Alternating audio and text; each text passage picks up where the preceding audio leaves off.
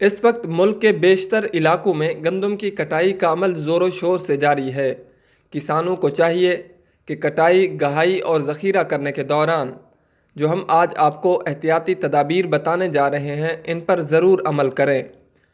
گندم کی کٹائی فصل پوری طرح پکنے پر کریں۔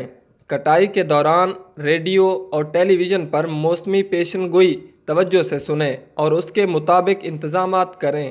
حالیہ بارشوں کی وجہ سے گندم کی گری ہوئی فصل کی کٹائی کمبائن ہارویسٹر کے بجائے درانتی سے کریں۔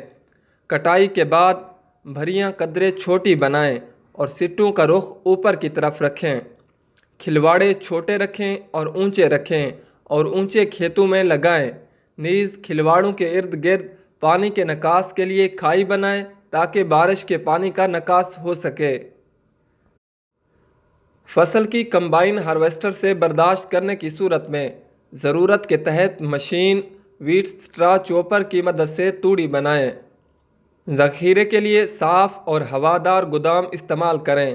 دانوں کو سٹور کرتے وقت ان میں نمی کا تناسب 10% ہونا چاہیے۔ گندم کی کٹائی سے پہلے گوداموں کو خالی کر کے ان کی اچھی طرح صفائی کریں۔ گندم سٹور کرنے کے لیے ترجیحاً نئی بوریاں استعمال کریں یا گندم کو سٹور کرنے کے لیے بوریوں کو دھوپ میں خشک کریں اور سفارش کردہ زہر کے محلول میں بھگو لیں۔